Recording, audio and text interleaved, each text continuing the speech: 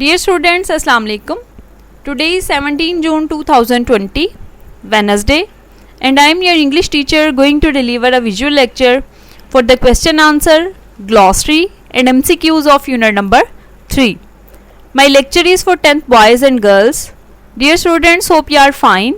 If you have any problem in queries about the previous lectures, you may ask.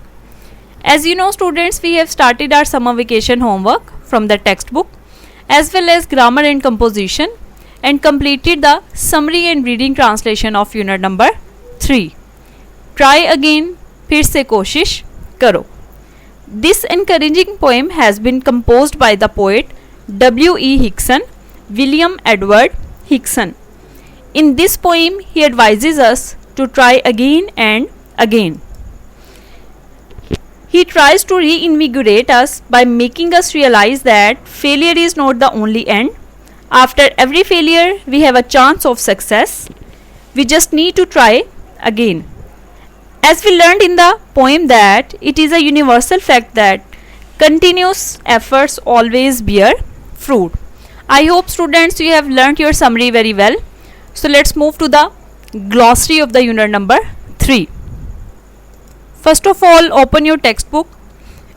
आपने theme जब किया है poem का तो उसके उसी पेज पे आपने देखा है कि वोकैबुलरी की एक्टिविटीज़ हैं ए और B. Write meanings of the following words और find synonyms of the following words. जैसे कि बाकी चैप्टर्स की ग्लॉसरी है प्रॉपर, इस तरह से जो है वो इस चैप्टर की ग्लॉसरी नहीं दी गई, लेकिन ये जो एक्टिविटीज़ हैं आपकी वोकैबुलरी से रिलेटेड यही आप ग्लॉसरी के तौर पे तैयार करेंगे. ग्लॉसरी आपको पता है आप जो है वो किस मकसद के लिए तैयार करते हैं. आपका जो एनुअल पेपर है उसमें ऑब्जेक्टिव पार्ट 19 मार्क्स का 19 नंबर का, जिसमें से कलेक्टिवली अगर देखा जाए तो आपके 9 मार्क्स होते हैं जो कि ग्लॉसरी से रिलेटेड होते हैं.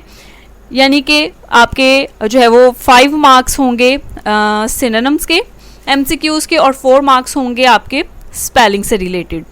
ठीक है, तो आपने ये जो गिवन वर्ड्स हैं इनको आपने स्पेलिंग के तौर पे भी तैयार करना है और जो बी एक्टिविटी है उसको आपने सिनोनिम के तौर पे भी तैयार करना है.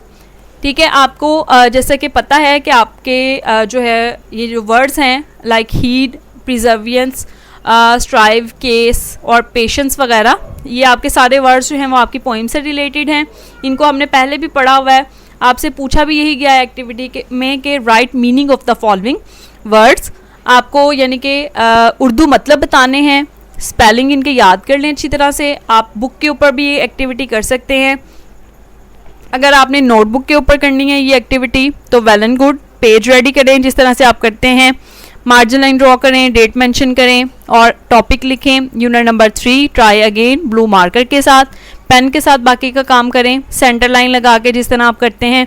और अगर आप बुक पे कर रहे हैं तो भी कोई इशू नहीं है, जैसे आपको इजी लगता है ये काम वैसे आपने ये काम करना है. सिर्फ मकसद जो है वो इसको नोट डाउन करना और इसको प्रॉपरली याद करना है ताकि अगर पेपर में जो है वो ये वर्ड्स आ जाएं तो आपको कोई प्रॉब्लम ना हो. पहला वर्ड देखें, हीड है. जैसा कि पोएम में हमने पढ़ा था इसका मतलब है तवज्जो करना. ठीक है, फिर है वर्ड आपका प्रिजर्वियर. प्रिजर्वियर का मतलब ऐसे होता है महफूज रखना, लेकिन पोएम में ये वर्ड जो है वो डटे रहने या कायम रहने के तौर पे जो है वो किसी भी बात पे कायम रहने के तौर पे इस्तेमाल हुआ है. फिर उसके बाद है आपका वर्ड स्ट्राइव जिसका मतलब होता है स्ट्रगल करना, कोशिश करना. फिर है वर्ड आपका बेटा केस जिसका मतलब होता है मामला. पेशेंस सब्र. ठीक है, उर्दू मतलब आपने इनके लिख लेने हैं. सपोज़ अगर सिनोनिम वाले पोर्शन में भी ये क्वेश्चन आ जाते हैं तो आप इनको जो है वो ईजिली अटैम्प्ट कर सकते हैं क्योंकि आपको इनके उर्दू मतलब पता होंगे. फिर अब बी एक्टिविटी, इसको भी टिक कर लें आप. Find synonyms of the following words. Synonym आपने यानी कि मतलब बताने हैं, इंग्लिश मीनिंग मुतरादफ बताने हैं आपने इन वर्ड्स के. पहले तो आपने इनको स्पेलिंग्स के लिए तैयार कर लेना है. जो भी एक्टिविटी हम करते हैं वो पेपर में जिस हवाले से भी आपने तैयार करनी है उसको कोशिश किया करें कि नोट डाउन कर लिया करें वो की पॉइंट. आप जैसे कि ए एक्टिविटी आपने स्पेलिंग के लिए तैयार करनी है तो ब्रैकेट में लिख लें कि 4 स्पेलिंग MCQs. इस तरह आपको ये पता होगा एनुअल पेपर की तैयारी करते हुए कि ये एक्टिविटी आपने किस हवाले से तैयार करनी है, किस तरह से तैयार करनी है. फिर उसके बाद है बी एक्टिविटी आपकी फाइंड सिनोनिम्स. इसी तरह से बी एक्टिविटी के सामने भी ब्रैकेट में आपने लिख लेना है कि 4 spelling and synonym MCQs. First word है आपका करेज। करेज जिसका मतलब होता है उर्दू में हौसला या हिम्मत। इसके लिए आप वर्ड लिखेंगे ब्रेवरी, ठीक है, ब्रेवरी, BRAVERY, ब्रेवरी। फिर है डिस्ग्रेस, कंकर। वर्ड कंकर जिसका मतलब होता है फतह करना, विन करना, विन आप लिख सकते हैं इसके लिए, या कैप्चर का वर्ड भी लिख सकते हैं। फिर है वर्ड हमारा डिस्ग्रेस, बेइज्जती, ठीक है, इंग्लिश में आप इसके लिए वर्ड लिखेंगे इंसल्ट। फिर है हार्ड वर्ड आपका जिसका मतलब होता है मुश्किल, टफ, इसके लिए आप जो है वो इसका इंग्लिश मीनिंग लिखेंगे। फिर अगला वर्ड हमारा रिवॉर्ड जिसका मतलब उर्दू में होता है इनाम, और इंग्लिश में हम लिखेंगे प्राइज। रिपीट कर देती हूँ, करेज के लिए हमने लिखा है ब्रेवरी, डिस्ग्रेस इंसल्ट, कंकर कैप्चर या विन, ठीक है, फिर है हार्ड टफ, और रिवॉर्ड प्राइज। क्लियर हो गया। क्वेश्चन आंसर जो है वो हमने इसी लेक्चर में, आज के लेक्चर में करने हैं। तो इस एक्टिविटी को, एक्टिविटी को भी आपने टिक कर लेना है, ठीक है। क्वेश्चन आंसर आपको पता है आपने लिखने होते हैं, और ये जो 2 एक्टिविटीज़ थी ये सिर्फ आपने याद करनी थी। MCQs हमने अब जो है वो करने हैं नेक्स्ट, स्पेलिंग और सिनोनिम्स के हवाले से। आपको पता है कि हर चैप्टर की ग्लॉसरी करने के बाद हम जो है वो अपने जो है वो प्रीवियस जो जितने भी डिफरेंट बोर्ड एग्ज़ाम्स हैं उनमें से ऑब्जेक्टिव पार्ट में से रिलेटेड, उस चैप्टर से रिलेटेड सिनोनिम और स्पेलिंग MCQs को कलेक्टिवली जो है वो डिस्कस करते हैं, ठीक है। तो आज के लेक्चर में भी यूनिट नंबर 3 के जो फैसलाबाद बोर्ड और बाकी के जो बोर्ड्स हैं उनमें जो इम्पॉर्टेंट MCQs आए हैं उनको हमने लेक्चर में शामिल किया है, उनको हम डिस्कस करेंगे। उसके लिए आपने बेटा अपने पास जो है वो की बना लेनी है। आपको पता है कि नोट्स इंशाल्लाह ताला जैसे ही आप स्कूल वापस आएंगे आपको नोट्स की फॉर्म में जैसे 9th के मिले थे ये भी आपको मिल जाएंगे।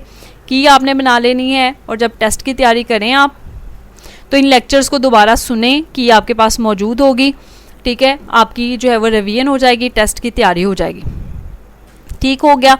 तो स्पेलिंग MCQs में आपको पता है कि 3 जो वर्ड्स हैं, 3 ऑप्शंस जो हैं वो विद इनकरेक्ट स्पेलिंग होते हैं, और सिर्फ एक जो वर्ड है आपका वो विद करेक्ट स्पेलिंग होता है। सही वाला स्पेलिंग आपका, फर्स्ट वर्ड है आपका प्रिवेल।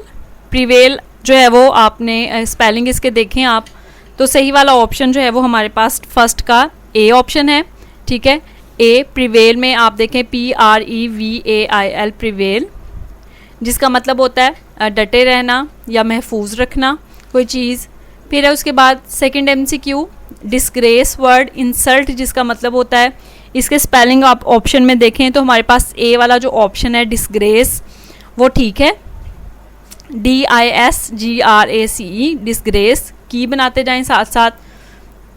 फिर उसके बाद है आपका वर्ड बेटा स्ट्राइव, ठीक है, स्ट्राइव जिसका मतलब होता है जद्दोजहद या स्ट्रगल। स्पेलिंग इसके जो है वो A ऑप्शन में आपके ठीक हैं, STRIVE, स्ट्रगल, स्ट्राइव, स्ट्रगल जिसका मतलब है। फिर है उसके बाद फोर्थ MCQ हमारा करेज जिसका मतलब होता है हौसला या हिम्मत। फोर्थ जो हमारा MCQ है उसका उसके जो है वो C ऑप्शन देखें, COURAGE, करेज, C ऑप्शन इसका फोर्थ का। फिर उसके बाद है फिफ्थ आपका वर्ड रिवॉर्ड, प्राइज, इनाम जिसका मतलब होता है, तो स्पेलिंग देखें आप A वाले REWARD, रिवॉर्ड, ठीक है। फिर उसके बाद है सिक्स्थ आपका वर्ड प्रिजर्वियर यानी डटे रहना किसी बात पे। आपने देखा है जैसे कि MCQs में कि बहुत सारे वर्ड्स आपके बेटा आपकी जो वोकैबुलरी अभी हमने की है उसमें से आपके लिए गए हैं, ठीक है, लेकिन ज़्यादातर आपके पोइम में से भी हैं। तो जैसा कि बाकी चैप्टर्स में भी ग्लॉसरी से रिलेटेड भी MCQs होते हैं आपके, और साथ साथ जो है वो आपकी पोएम या चैप्टर में से भी लिए गए होते हैं। तो आपने, इसलिए मैं आपको कहती हूँ कि जब रीडिंग ट्रांसलेशन करवाई जा रही हो तो आपने जो है वो रीडिंग ट्रांसलेशन को गौर से सुनना है। जो डिफ़िकल्ट वर्ड्स होते हैं उनको अंडरलाइन किया करें ताकि आप जो है वो प्रॉपरली बाद में MCQs को तैयार कर सकें। जिसका मतलब होता है डटे रहना किसी बात पे, B ऑप्शन इसका ठीक है। स्पेलिंग के हवाले से PERSEVERE, प्रिजर्वियर। फिर उसके बाद है आपका वर्ड पेशेंस, सब्र, पेशेंस जिसका मतलब होता है सब्र या हौसला भी हम इसे कह सकते हैं। तो B ऑप्शन इसमें ठीक है, PATIENCE, patience. B option.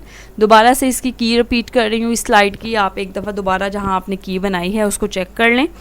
Option बोलूँगी सिर्फ 1A, 2A, 3A, 4C, 5A, 6B और 7B।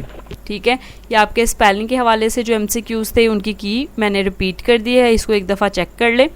फिर उसके बाद बेटा आपकी एक्टिविटी है सिनोनिम के हवाले से जो आपके MCQs हैं उनको हमने देखना है। सिनोनिम्स वाले MCQs आपने 9th में किए हुए हैं, पिछले चैप्टर्स के भी किए हैं। आपको पता है कि एक स्टेटमेंट आती है जिसमें से कोई सा भी वर्ड जो है वो अंडरलाइन होता है या इन्वर्टेड कॉमास में होता है, और उससे रिलेटेड जो उसका इंग्लिश मीनिंग या मुतरादफ या सिनोनिम जिसे हम कहते हैं वो आपने MCQ में से टिक करना होता है।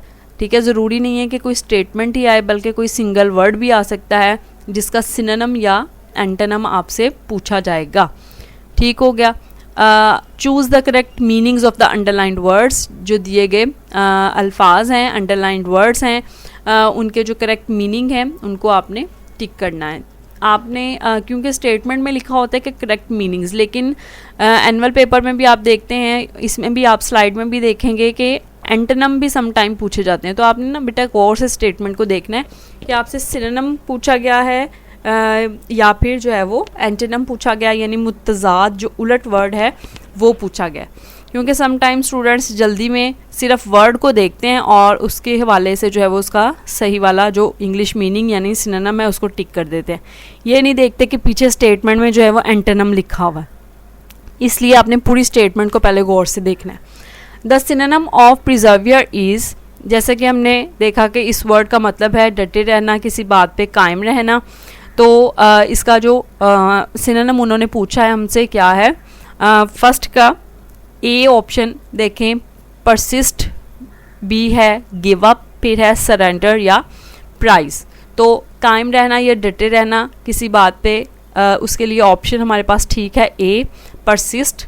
फिर उसके बाद है the antonym of fail is, antonym का मतलब जैसा कि होता है उलट, फेल होने का जो उल्ट है वो क्या है, हमारे पास ऑप्शंस हैं अनसक्सेसफुल, स्ट्रॉन्ग, फ्लोरिश या डी है सक्सीड। तो सेकंड वन जो है वो उसके पास सेकंड वन हमारा जो MCQ है उसका सही वाला ऑप्शन बनता है हमारे पास सक्सीड, डी ऑप्शन, यानी नाकाम होना और कामयाब होना, उसका उलट यही होगा। फिर है the synonym of appear, appear जो वर्ड है जाहिर होना, सामने आना, इसका सिनोनिम यानी इंग्लिश मीनिंग जो है वो पूछा गया है हमसे। ऑप्शंस हैं हमारे पास वैनिश, डिसअपीयर, सीम और डीम। तो सी ऑप्शन जो हमारे पास सीम दिखाई देना, सामने आना, वो इसके लिए सही ऑप्शन है। ठीक है, तो C3 का आपने सी लगा लेना है। द सिनोनिम ऑफ कंकर इज़, कंकर जैसे कि हमने पढ़ा था इसका मतलब होता है फतह करना, जीत जाना। ठीक है, तो ऑप्शंस हैं हमारे पास विन, शेम, टफ और हीड। फोर्थ का हमारे पास जो ऑप्शन है सही वाला वो बनता है एंटोनिम उन्होंने पूछा हमसे। अगले ही MCQ में इसका जो है वो एंटोनिम पूछ लिया, और ये जो हम अभी MCQ कर रहे हैं फोर्थ वाला, इसमें इसका सिनोनिम है। ठीक है, तो ये एक इम्पॉर्टेंट वर्ड है, आपने इसको ध्यान से जो है वो करना है। कंकर के लिए जो सिनोनिम है 4 का वो है ए ऑप्शन, ठीक, विन जीतना जिसका मतलब होता है। फिर है the antonym of win is, win का जो एंटोनिम यानी इसका उलट क्या है, ऑप्शंस हैं लूज, गेट, गिव और विक्ट्री। ठीक है, फिफ्थ का हमारे पास जो ऑप्शन है वो जीतने का, हारना, या जाहिर सी बात है उलट होगा, तो ऑप्शन में हमारे पास जो सही बनता है वो ए ही बनता है लूज जिसका मतलब होता है, क्योंकि गेट, गिव और विक्ट्री ये सारे ही विन की सेंस में आते हैं। फिर उसके बाद है the synonym of reward is, reward यानी इनाम का जो सिनोनिम यानी इसका मुतरादफ है वो क्या बनता है, फाइन, गुड, प्राइज या एक्सीलेंट। ठीक है, तो रिवॉर्ड इनाम पाना, इसका सिनोनिम जो है वो हमारे पास 6th वाले MCQ का क्या आएगा, सी वाला, प्राइज। ठीक है, फिर है if we strive it's not disgrace, ये एक स्टेटमेंट आपकी पोइम में से ही ली गई है। Disgrace, the underlined word means, disgrace का मतलब हमने देखा था कि इंसल्ट होता है। ठीक है, तो इसका मतलब क्या होगा, ऑप्शन में है इंसल्ट, फेल, रिवॉर्ड या टास्क। तो 7th का ऑब्वियसली ए ऑप्शन है इंसल्ट। फिर है this is the lesson you should heed. Heed का भी हमने मतलब देखा है कि इसका मतलब होता है कि तवज्जो देना, गौर करना। ऑप्शंस है हमारे पास पे अटेंशन, ट्राई, लर्न और रिवाइज। तो ए ऑप्शन पे अटेंशन हमारे पास ठीक है हीड का। फिर है the meaning of the word strive is struggle, encourage, reward और अवेंज। स्ट्राइव जिसका मतलब होता है जद्दोजहद, ठीक है। उसका उन्होंने पूछा है कि हमारे पास मीनिंग जो है वो सही वाला क्या होगा। ए ऑप्शन स्ट्रगल, कोशिश इसका मतलब होगा। दोबारा से इस स्लाइड की जो सिनोनिम एमसीक्यूज़ हैं उनकी की रिपीट कर रही हूँ, सिर्फ ऑप्शन के हवाले से ध्यान से सुन लें जहाँ पे आपने लिखा है, ताकि आपको सही तरह से समझ में आ जाए। 1A, 2D, 3C, 4A, 5A, 6C, 7A, 8A और 9A। ठीक हो गया। ये हमारे जो है वो MCQs थे स्पेलिंग के और सिनोनिम के हवाले से, जो कि ग्लॉसरी से रिलेटेड हमने डिफरेंट बोर्ड्स जो प्रीवियस पेपर हैं वहाँ से हमने कलेक्टिवली तैयार किए हैं। इंशाल्लाह इन्हीं में से आपके पेपर में आएंगे और आप जो है वो ताकि इसको प्रॉपरली अटेम्प्ट करेंगे क्योंकि आपने इनको तैयार किया होगा। फिर उसके बाद बेटा आज के लेक्चर में हमने क्वेश्चन आंसर्स भी करने हैं यूनिट नंबर 3 के। आप जो है वो क्वेश्चन आंसर आपको पता है आपने अपनी नोटबुक में लिखने होते हैं। तो ग्लॉसरी जो हमने की है और स्पेलिंग और सिनोनिम एमसीक्यूज़ किए हैं, इनमें से कोई भी काम हमारा लिखने वाला नहीं है। आज के लेक्चर में जो हमारा काम लिखने वाला है वो सिर्फ़ और सिर्फ क्वेश्चन आंसर्स हैं। तो आपने बेटा अपना पेज रेडी कर लेना है, मार्जिन लाइन ड्रॉ करके, डेट मेंशन करके, हेडिंग दे के, ठीक है, चैप्टर के नेम की, और फिर आपने जो है वो क्वेश्चन आंसर जिस तरह से प्रॉपर आप क्लास में लिखते हैं, मार्कर यूज़ करनी है, ब्लू पेन यूज़ करना है, और फिर आपने ये लिखना है A activity answer the following questions. Question number 1 है हमारा what is the lesson taught in the first stanza. पहले स्टैंजा में क्या लेसन, क्या सबक हमें दिया गया है। In the first stanza the poet teaches us of trying again and again. पहले स्टैंजा में शायर हमें जो है वो बार बार कोशिश करने के लिए कहता है। He says that at first if you don't succeed even then don't lose heart and keep on trying। वो कहता है कि अगर पहली मर्तबा में तुम कामयाब नहीं भी होते तो तब भी अपना दिल ना हारो, हिम्मत ना हारो और कोशिश करते रहो। कुछ स्टूडेंट्स जो है वो यकीनन मैंने आपको पहले भी बताया था कि उनमें से स्टूडेंट्स के पास जो है वो होगी हेल्पिंग बुक कोई ना कोई, ठीक है, ली हुई। तो कोई इसमें इशू वाली बात नहीं है। आप अगर इन नोट से जो मैं आपको करवा रही हूँ काम इसमें से तैयार नहीं भी करते, उस हेल्पिंग बुक से कर रहे हैं, तो वो भी कोई स्टैंडर्ड बुक होनी चाहिए, अप टू द मार्क आपके क्वेश्चन आंसर्स होने चाहिए, क्योंकि आपको पता है 10 मार्क्स के 10 नंबर के आपके जो है वो क्वेश्चन आंसर आपके एनुअल पेपर में सब्जेक्टिव पार्ट में पहला सेक्शन जो है वो यही होता है। तो ये नहीं कि सिर्फ आपने जान छुड़वानी है। जैसे कि एक बुक है निज़ामी है, कुछ स्टूडेंट्स ने 9th में भी यूज़ की थी, 10th में भी अगर आप में से किसी के पास वो होगी तो उसके ऊपर बिल्कुल जो है वो अनस्टैंडर्ड जो है वो आंसर्स दिए गए हैं, बिल्कुल भी अप टू द मार्क नहीं है। एक ही आंसर है जो कि सारे ही क्वेश्चंस में रिपीट किया है, ठीक है। तो वो आपने वहाँ से तैयारी नहीं करनी। कोई जो है वो up to the mark book हो, लाइक लर्नर्स है, जो है वो हमदर्द है, अलिफ की स्टोन है, ये 3 बुक्स ऐसी हैं जिनके आंसर्स जो हैं वो मैंने रीड आउट किए हुए हैं। तो आपने बेटा वहाँ अगर आपके पास इन तीनों में से कोई बुक है तो वो तैयार कर सकते हैं। अदरवाइज़ कोशिश करें कि जो आपको करवाए जा रहे हैं वही करें, ताकि आप जो है वो नोट्स आपके तैयार हो जाएं और जैसे ही आप इंशाल्लाह स्कूल वापस आएंगे आपको नोट्स की फॉर्म में, जैसे आपको 9th में दिए थे इस तरह आपको नोट्स की फॉर्म में जो है वो ये आंसर क्वेश्चन मिल जाएंगे। ठीक हो गया। उसके बाद जो है वो देखें आप question number 2, what can we learn from failure. हम फेलियर से जो है वो नाकामी से क्या सीखते हैं। It is a common saying that failure is the key to success. So by failure in any task we can rectify our mistakes and avoid them in the next attempt। Failure के लिए जो है वो ये एक आम कहावत है कि नाकामी जो है वो कामयाबी की कुंजी होती है, यानी नाकामी के बाद ही हमेशा कामयाबी आती है। इसलिए so by failure in any task we can rectify our mistake. इसलिए किसी भी काम में नाकामी से हम अपनी गलतियों की इसलाह कर सकते हैं and avoid them in the next attempt, और हम जो है वो अगली कोशिश में उसको जो है वो दोबारा उन मिस्टेक्स को करने से गुरेज कर सकते हैं। क्वेश्चन नंबर 3 है how is failure not a disgrace, नाकामी किस तरह से ज़िल्लत नहीं है। Failure is not a disgrace at all because it shows that man has at least tried something. इसमें कोई भी शर्म की या ज़िल्लत की बात नहीं है, क्योंकि नाकामी ये ज़ाहिर करती है कि इंसान ने कम अज़ कम कोशिश की है किसी काम की। He can try again and again to overcome his failure, वो बार बार जो है वो अपने जो भी वो अमल कर रहा है उस पर उसको बार बार ट्राई करके अपनी नाकामी पे काबू पा सकता है। क्वेश्चन नंबर 4 है how many times should we try and why, हमें कितनी बार कोशिश करनी चाहिए और क्यों करनी चाहिए। We should try again and again to achieve our goal in life when we have to face a lot of problems और डिफ़िकल्टीज़, जब हम बहुत ज़्यादा मुश्किलात या मसाइल का हमें सामना करना पड़ता है। We must try very hard, हमें बहुत सख्त कोशिश करनी चाहिए अनटिल वी सक्सीड, यहाँ तक कि हम जो है वो जीत जाएं। It's struggle that will take us to success, ये कोशिश ही है जो कि हमें कामयाबी तक ले जाती है। क्वेश्चन नंबर 5 देखें, what should we do if we find our task hard, अगर हमें अपना काम मुश्किल लगे तो हमें क्या करना चाहिए। In the case we should have patience and try again, इस जो है वो इस तरह के मामले में हमें सब्र रखना चाहिए, दोबारा कोशिश करनी चाहिए। By the passage of time our efforts will bring reward, इस तरह से वक्त गुजरने के साथ साथ हमारी जो कोशिशें हैं वो फल लाती हैं, वो हमें अजर दिलाती हैं। Persistence and devotion are the tools which take us to the road to success, साबित कदमी और लगन ही वो हथियार हैं जो कि हमें कामयाबी के रास्ते पर ले जाते हैं।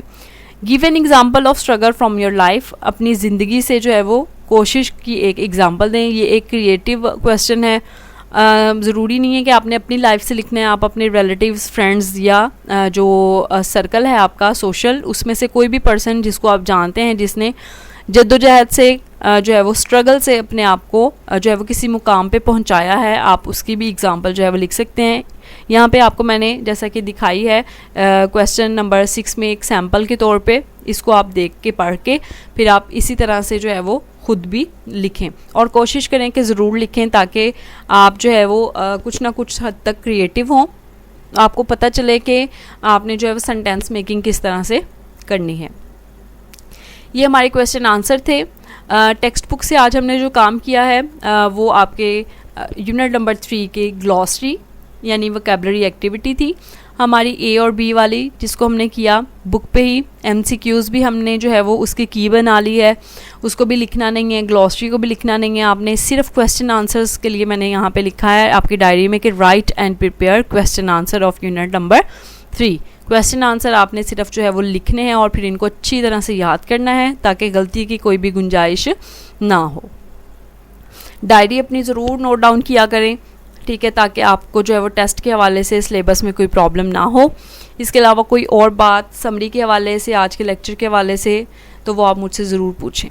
Thank you so much students. If you have any problem in queries you may ask in comments. Allah Taala आप सबको अपनी हिफ्ज़-ओ-मान में रखे।